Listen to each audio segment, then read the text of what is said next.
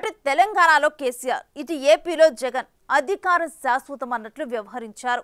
పాలనలో one man show చేసిన ఆ ఇద్దరికి తెలుగు ప్రజలు గట్టిగానే బుద్ధి చెప్పారు. ఆ ఎఫెక్ట్తో తెలంగాణలో బీఆర్ఎస్ ఖాళీ అయిపోతుంది. అదే సీన్ ఏపీలో వైసీపీ విషయంలో కూడా రిపీట్ అయ్యే పరిస్థితి కనిపిస్తోంది. వైసీపీకి ఆ పార్టీ రాజ్యసభ సభ్యులు షాక్ ఇవ్వబోతున్నారన్న ప్రచారం జరుగుతోంది. అయితే ప్రస్తుతం వైసీపీలో ఉన్న ప్రజాప్రతినిధులను చేర్చుకోవటానికి టీడీపీ, జనసేనలు సిద్ధంగా లేవు. దాంతో పార్టీ మారాలని చూస్తున్న వైసీపీ నేతలు కొత్త రూటు పడుతున్నారట.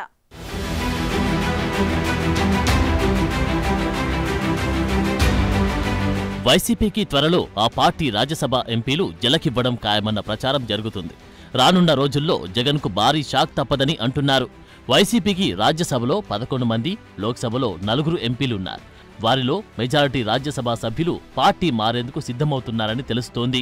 ప్రస్తుతం కేంద్రంలో ఎన్డీఏ సర్కార్కి రాజ్యసభలో అవసరమైన బలం లేదు. కేంద్రం ప్రవేశపెట్టిన బిల్లులు, రాజ్యసభ ఆమోదం పొందాలంటే ఎన్డీఏలో లేని పార్టీల మద్దతు కూడా తీసుకోవాల్సిన పరిస్థితి ఉంది. ఎన్డీఏ సర్కార్కి రాజ్యసభలో బయట పార్టీల మద్దతు అవసరమైన నేపథ్యంలో వైసీపీకి ఉన్న 11 మంది, బీఆర్ఎస్కు ఉన్న 4 రాజ్యసభ సభ్యులు కీలకంగా మారారు.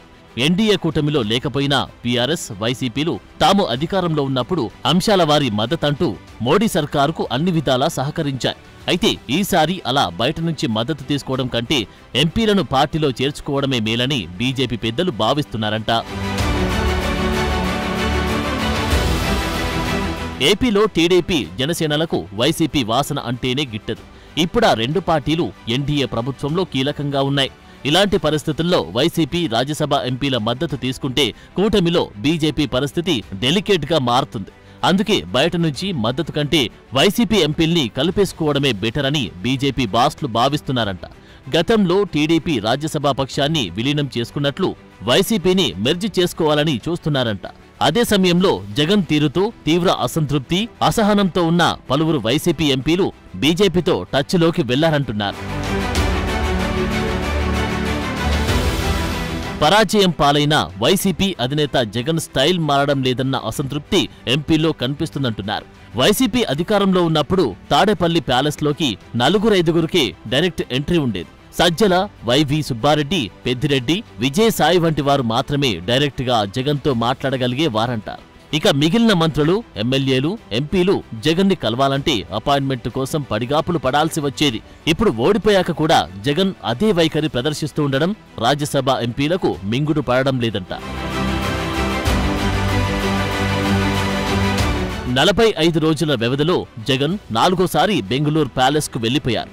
దాంతో ఆయన ఎప్పుడు తాడపల్లిలో ఉంటారో, ఎప్పుడు యలహంక కోటకు వెళ్తారో అంతుపట్టక, అసలు పార్టీ భౌతవ్యం ఏంటో అర్థం కాక ఎంపీలు తమ రాజకీయ భవిష్యత్తుపై బెంగ పెట్టుకున్నారంట. రాష్ట్రంలో శాంతి భద్రతలు అధ్వానమంటూ జగన్ ఇటీవల ఢిల్లీలో నిర్వహించిన ధర్నా అట్టర్ ఫ్లాప్ కావడం, గత 5 ఏళ్లలో ఇష్టారాజ్యంగా నాయకులు దోచుకున్నట్లు రోజుకొక కుంభకోణం బయటపడుతుండటంతో వైసీపీ నేతల్లో భయాలు మొదలయ్యాయంట. ఇటీవలి ఎన్నికల్లో వైసీపీ ఘోర పరాజయానికి కారణం జగన్ వైఖరే అన్న అభిప్రాయం వ్యక్తమవుతోంది. దాంతో ఇక ఆయనతో ఉంటే తమ ఫ్యూచర్కే ప్రమాదమని వైసీపీ ఎంపీలు పార్టీ మారే యోచనలో ఉన్నారంటున్నారు. ఇక వైసీపీతో, జగన్తో అంటకాగితే రాజకీయ జీవితం సమాధి కావడం తప్ప మరో ప్రయోజనం ఉండదని భావిస్తున్నారంట. అయితే వారు టీడీపీ, జనసేనల వైపు ఆశగా చూస్తున్నా అటు నుంచి ఎలాంటి పాజిటివ్ సంకేతాలు రావడం లేదంట. తెలుగుదేశం, జనసేనలతో టచ్లోకి వెళ్లేందుకు దారులు కనబడక బీజేపీ ద్వారా ఆ పార్టీలకు దగ్గర కావాలన్న ప్రయత్నాలు మొదలుపెట్టారని అంటున్నారు. వైసీపీ రాజ్యసభ సభ్యులు టీడీపీ, జనసేనల్లో ఏ పార్టీ తీర్థం పుచ్చుకున్నా రాజ్యసభలో ఎన్డీఏ సర్కారుకి ప్లస్సే. అందుకే బీజేపీ నేతలు కూడా రాయబారం నడిపే పరిస్థితి కనిపిస్తోంది. ప్రస్తుతం రాజ్యసభలో 11 మంది ఎంపీలు ఉన్నా వైసీపీకి 8 మంది హ్యాండ్ ఇస్తే ఇక పార్టీ విలీనమైనట్లే. మొత్తం మీద త్వరలోనే జగన్కి రాజ్యసభ ఎంపీల షాక్ తగలబోతుందన్న అభిప్రాయం వ్యక్తమవుతుంది.